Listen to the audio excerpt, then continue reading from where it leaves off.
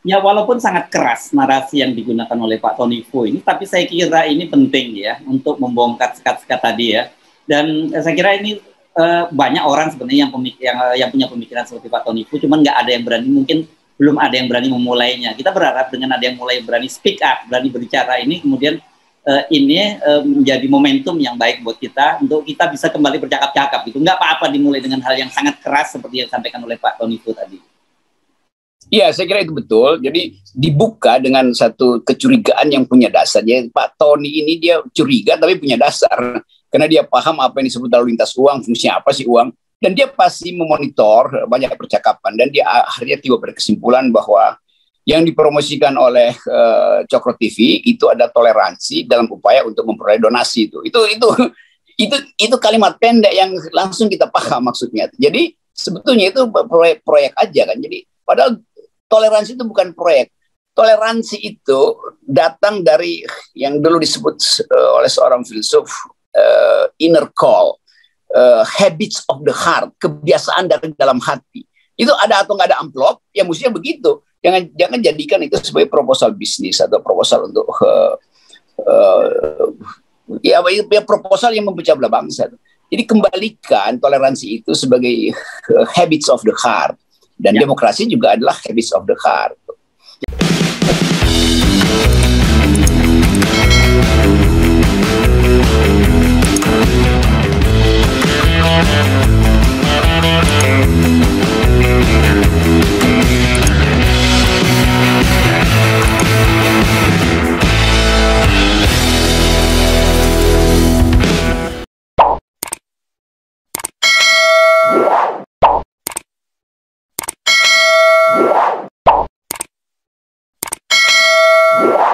Halo, senang sekali nih bisa ketemu lagi bersama saya Herz Menarik dan Bung Rocky Gerung. Bung Rocky, ini soal Tony Fu ya, ini seorang netizen, tapi saya kira dia bukan seorang netizen biasa. Ini kalau saya lihat dia bionya ini, dia seorang CFO ya, jadi Chief Financial Officer di sebuah industri dan perusahaan. Saya kira dia sebagai seorang pemimpin lah bidang keuangan. Tetapi yang menarik kan kemarin sebelumnya kita bahas soal yang dia menolak ucapan selamat dari Guntur Romli gitu ya. Nah kemudian ternyata itu kasusnya berlanjut gitu. Mengapa dia menolak ucapan selamat dari Guntur Romli berkaitan dengan hari perayaan umat Kristiani gitu, dan dia menyatakan seluruh keluarga dia menolak ucapan itu karena dia tahu motivasi itu. Nah ternyata apa sih motivasinya ini? Kemarin berlanjut. Ini saya baca nih di media sosialnya dia ya, Bung Rocky ya. Dia menyatakan kali ini menanggapi seorang ini kayaknya seorang netizen lain. Dia menyatakan begini bahwa benar sekali Pak, mereka ini memamerkan toleransi, ujung-ujungnya donasi. Dengan teriakan toleransi, mereka datang ke pengusaha untuk menyodorkan proposal garis miring donasi. Dulu bisa mereka akali, kini pengusaha yang cerdas pasti ngakak melihat tingkah laku mereka. Dan kemudian dia membuat disclaimer di bawahnya, akun dan nama saya asli. Jadi dia ini kan rupanya orang yang bergerak di dunia itu dan kemudian Kristiani, dan saya lihat kalau dari namanya dia ini etnisnya etnis Cina ini Bung Rocky ya, tapi menarik pernyataannya. Ya, ini fenomena yang menjelaskan bagaimana publik akhirnya mencium jejak-jejak bisnis di balik isu toleransi atau jejak-jejak manipulasi itu. Karena itu orang nggak percaya kalau Cokro TV terus berupaya untuk memprovokasi, bahkan mengeksploitasi tema-tema yang sifatnya peka, yaitu agama. Jadi sebetulnya ini masa depan kita kan harusnya tidak lagi bicara itu tuh. Jadi seolah-olah ada ketakutan besar bahwa Islam ini akan jadi kekuatan yang maha dahsyat untuk menghasilkan pemerintahan khilafah segala macam. Ini Cokro TV ini bukan sekedar terjebak pada momok itu, tapi dia sendiri akhirnya menikmati itu sebagai bisnis yang diterangkan tadi oleh Pak siapa tadi Sony itu Pak Tony itu. Jadi dia sebagai CEO aja mampu melihat bagaimana tipu-tipu pemberitaan dari Cokro TV itu. Nah ini sebetulnya terkait dengan semacam kepanikan di dalam kelompok ini yang merasa kalau nggak ada isu yang disebut burning issue, isu yang membakar, maka mereka nggak akan hidup tuh. Jadi terlalu lama isu itu dibuat-buat. Padahal sebetulnya dunia udah bahkan mengutuk Islamofobi. Perancis kasih hukuman pada mereka yang masih Islamofobi, Kanada, Amerika segala macam. Jadi dunia berubah, tapi kawan-kawanan bukan kawanan, saya selalu sebut mereka kawan, enggak, kawan-kawan di Cokro TV itu seperti masih hidup dalam tempurung kosong. Dan sialnya Sri Mulyani sekarang juga tempurung kelapa aja dia pajakin tuh. Ini catatan kaki aja nih. Jadi sebetulnya kita lihat satu keadaan di mana bangsa ini harusnya dituntun dengan pembicaraan yang cerdas. Gitu. Ini nggak mampu Cokro TV ini. Karena memang itu didesain oleh oligarki untuk dipakai sebagai corong untuk nakuti minoritas. Kan begitu kan? Jadi sebetulnya Pak Sony ini adalah contoh dari minoritas yang berakal sehat, yang berasa ngapain sih isu toleransi. Dan dia tahu bahwa kelompok ini temanya itu doang. Nah, ini kan ternyata atau terbukti akhirnya oleh seseorang yang sebetulnya jauh dari hiruk-pikuk politik, seorang chief executive officer yang tiap hari hanya melihat pergerakan harga saham atau ekonomi dunia, akhirnya mesti memberi komentar politik. Jadi itu contoh konkret supaya kawan-kawan di Cokro itu sadar bahwa mereka lakukan sesuatu yang buruk bagi masa depan bangsa. Itu nggak ada gunanya tuh lakukan itu. Itu saya kira itu yang dimaksud oleh Pak Tony tadi itu. Ya CFO ya, jadi bukan CEO Bung Rocky. Jadi dia urusannya memang urusan duit. Jadi dia tahu banget urusan menduit ini. Nah, saya kira kan oh itu maksudnya dia ngerti betul, dia ujungnya pasti proposal. Jadi kata proposal itu jadi kata yang akhirnya jadi jelek. Padahal proposal artinya itu propose, hanya mengusulkan. Nah, sekarang proposal artinya mendagangkan toleransi itu. Ya, jualan isu toleransi lah gitu ya, konkretnya ya. Ya, itu.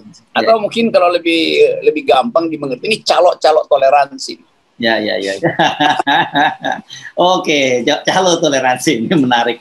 Oke, tetapi gini yang saya perhatikan Bung Rocky ini di era sekarang, era post truth itu kan kita ini banyak sekali sekarang yang hidup dalam echo chambers gitu ya, hidup dalam sebuah tabung dan sendirian.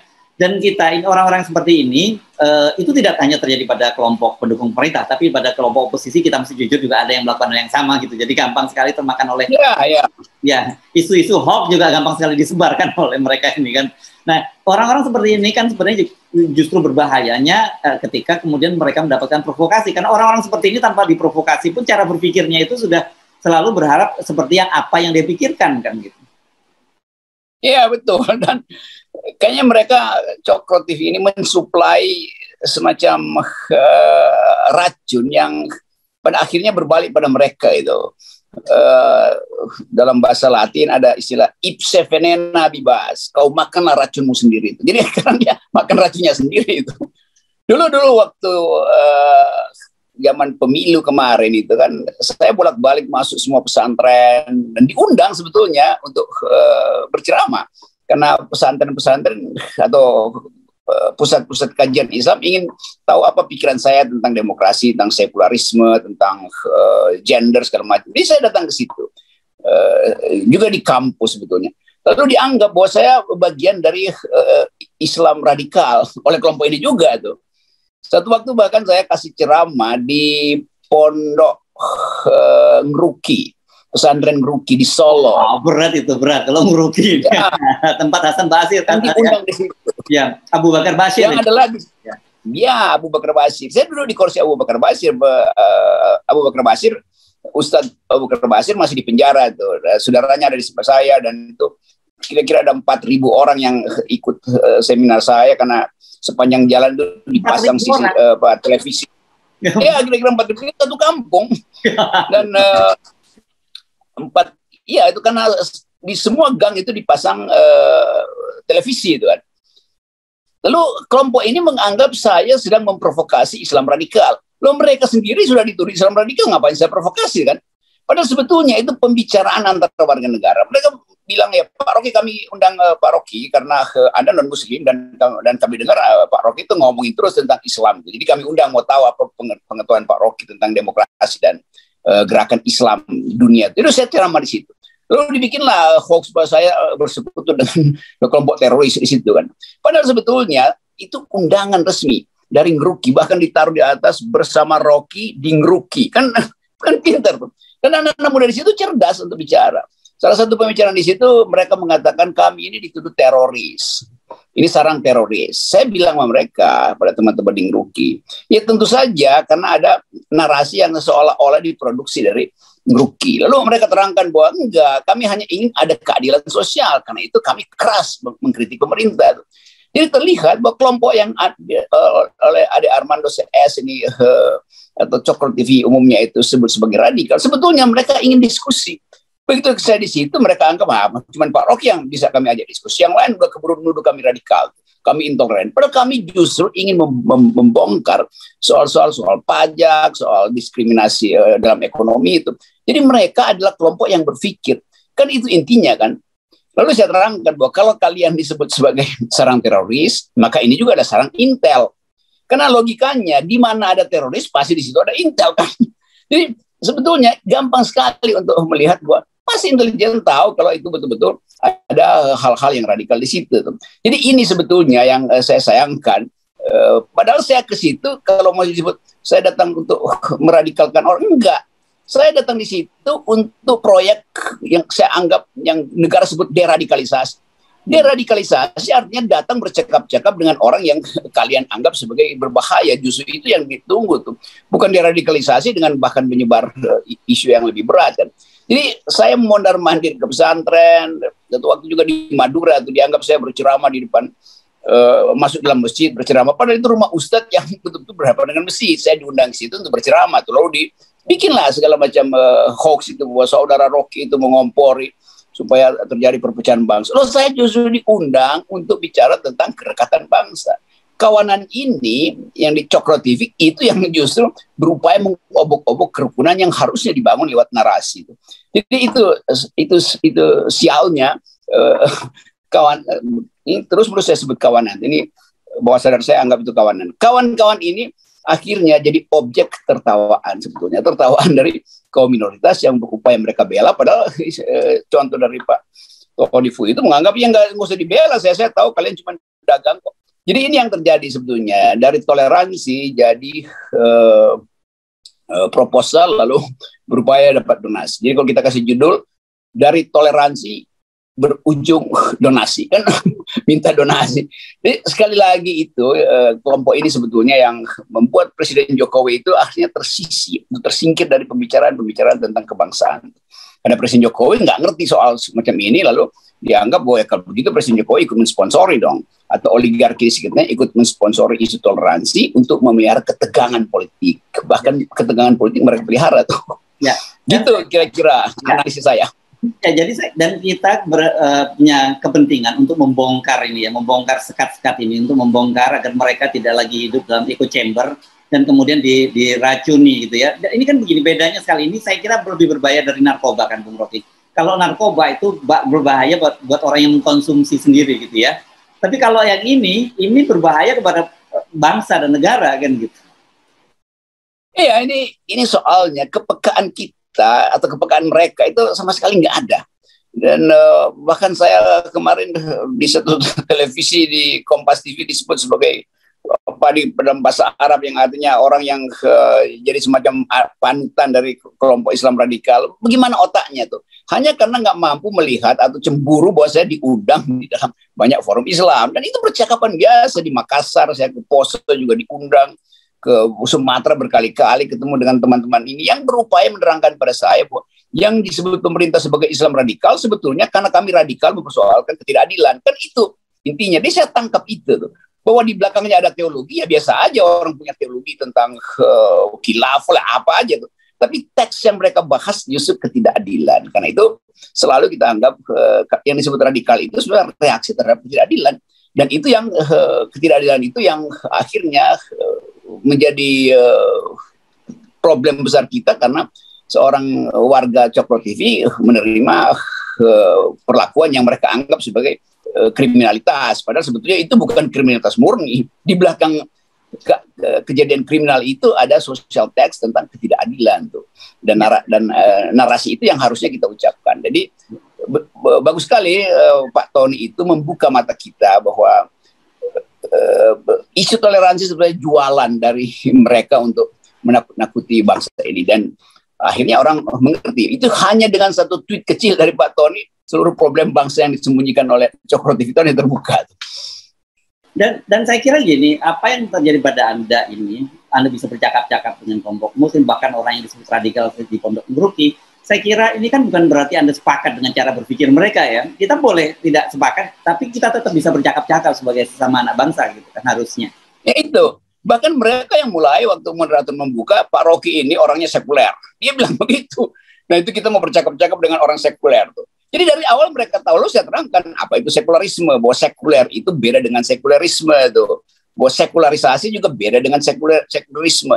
Jadi mereka hanya ingin tahu sebetulnya pikiran saya apa. Lalu saya terangkan bahwa ya pikiran saya tentang kebangsaan, kewarganegaraan, persahabatan kewarganegaraan tuh. Dan akhirnya mereka senang itu. Lalu saya dituntun bahkan dikawal supaya keluar dari yang mereka yang oleh kelompok Cokro disebut markas teroris. Saya aman-aman aja di situ. 2-3 jam saya ada di kampung itu tuh. Jadi saya ingat seluruh pengalaman bangsa ini sebetulnya dari awal bangsa ini hidup dengan perbedaan itu. Bahwa bahkan inti pertama dari Pancasila adalah Piagam Jakarta, dan toleransi justru diberikan oleh kelompok Muslim pada kelompok minoritas, pada kelompok Kristen, pada kelompok Indonesia Timur tuh, dengan menerima proposal Hatta kalau nggak salah untuk menghapus 7 kata itu tuh. Ya, tapi yang apa namanya kewajiban menjalankan syariat Islam bagi pemilih. Ya. Tetapi yang dihapus itu adalah teks. Fakta sosialnya tetap hidup, maka hormati fakta sosial itu kan. Jadi ini yang bukan sekedar gagal paham, gagal nalar dari Cokro TV. Jadi kebiasaan kita untuk membaca sejarah itu akhirnya dibatalkan oleh semacam keinginan untuk segera dapat donasi. Ya. Oke. Nah, saya kira ini bisa jadi kan gini. Selalu kita menganggap setiap kali ada musibah itu selalu ada berkah di balik itu ya. Ada blessing in disguise gitu kita sering menyebut ya. Saya kira sebenarnya harusnya dalam kasus Ade Armando itu menjadi momentum kita gitu ya untuk membongkar sekat-sekat yang terjadi, untuk menjadikan Indonesia jauh lebih kita bisa bercakap-cakap antara anak bangsa. Bukan malah yang terjadi sekarang mencari-cari kesalahan. Ini saya lihat ini mulai ada somasi-somasi nih dari gengnya Ade Armando terhadap sekjen PAN, kemudian terhadap juga seorang dosen di UGM yang kemudian dibully habis itu. Jadi ini saya kira makalah bukan jadi momentum yang bagus, malah menambah persoalan jadi berlarut-larut. Mereka sendiri yang mengatakan terus-menerus pikiran kami dibantah dengan pikiran dong. Nah mereka nggak pernah punya pikiran, mereka membuli, dan membuli itu bukan pikiran, menghina itu bukan pikiran. Bagaimana Pak berdebat secara rasional dengan orang yang cara pikirnya itu betul-betul fundamentalistis tuh. Jadi Cokro TV justru fundamentalistis karena membenci manusia, membenci pikiran, membenci pilihan orang. Bagaimana mau diskusi? Jadi kalau dikatakan bahwa Ade Armando jangan dipukul dong, kita pikiran versus pikiran. Lo Ade Armando nggak pernah mengucapkan pikiran itu di dalam argumentasinya itu, karena selalu dimulai dengan sinisme dan tudingan. Kan itu soalnya kan. Lain kalau Ade Armando itu atau Cokro TV umumnya dan kawanan aneh di situ memberi kritik pada kekuasaan atau memberi kritik dalam upaya untuk membuka percakapan. Ini kan mereka mengkritik untuk menutup percakapan. Kan itu intinya kan. Jadi kalau saya pergi ke ceramah di universitas yang berbasis Islam, nanti saya dikritik lagi, gitu kan. Padahal justru itu yang membuka percakapan. Ini otaknya yang terbatas ini yang membuat bangsa ini justru jadi bangsa yang nggak punya harapan lagi. Gitu. Padahal saya percaya bahwa minimal Ade ya, itu otaknya bagus. Saya kenal waktu mahasiswa dan dia sebetulnya terbuka, tapi ajaibnya itu geng di situ membuat bikin dia jadi tertutup. Itu konsekuensinya kalau pikiran tertutup maka nggak mungkin bercakap-cakap. Jadi sekali lagi ini tabiat dari Cokro TV ini adalah mulai dengan membatalkan kemungkinan untuk bercakap-cakap. Jadi potensi bercakap-cakap pun sudah dibatalkan. Bagaimana ada saling argumentasi di sini. Ya, walaupun sangat keras narasi yang digunakan oleh Pak Tony Fu ini, tapi saya kira ini penting ya untuk membongkar sekat-sekat tadi ya. Dan saya kira ini banyak orang sebenarnya yang punya pemikiran seperti Pak Tony Fu, cuman nggak ada yang berani, mungkin belum ada yang berani memulainya. Kita berharap dengan ada yang mulai berani speak up, berani berbicara ini, kemudian ini menjadi momentum yang baik buat kita untuk kita bisa kembali bercakap-cakap gitu. Nggak apa-apa dimulai dengan hal yang sangat keras seperti yang disampaikan oleh Pak Toniku tadi. Iya, saya kira itu betul. Jadi dibuka dengan satu kecurigaan yang punya dasar. Jadi Pak Tony ini dia curiga tapi punya dasar. Karena dia paham apa yang disebut lalu lintas uang, fungsinya apa sih uang. Dan dia pasti memonitor banyak percakapan. Dan dia akhirnya tiba pada kesimpulan bahwa yang dipromosikan oleh Cokro TV itu ada toleransi dalam upaya untuk memperoleh donasi itu kalimat pendek yang langsung kita paham maksudnya. Jadi sebetulnya itu proyek aja kan. Jadi padahal toleransi itu bukan proyek. Toleransi itu datang dari yang dulu disebut oleh seorang filsuf inner call, habits of the heart, kebiasaan dari dalam hati. Itu ada atau nggak ada amplop, ya mestinya begitu. Jangan jadikan itu sebagai proposal bisnis atau proposal untuk ya proposal yang memecah belah bangsa. Jadi kembalikan toleransi itu sebagai habits of the heart. Dan demokrasi juga adalah habits of the heart. Ya, oke. Mantap Bung Rocky. Saya kira ini mudah-mudahan seperti yang kita harapkan ini menjadi satu momentum untuk menjadikan kita lebih baik, menjadikan kita sesama anak bangsa bisa bercakap-cakap lebih enak, lepas dari perbedaan-perbedaan pandangan politik, suku, agama, ras, yang sebenarnya itu dulu yang dibayangkan oleh para founding parent kita semua ya. Ya, itu keindahan itu yang kita inginkan, percakapan antar warga negara. Dan bukan cuma Cokro TV, itu banyak juga channel-channel yang pakai pola itu. Tapi mereka ini satu IQ lah, 200 tapi sekolah. Satu spesies ya. Oke. Terima kasih Bung Rocky, tetap salam 0%. Dan 0%. Sip.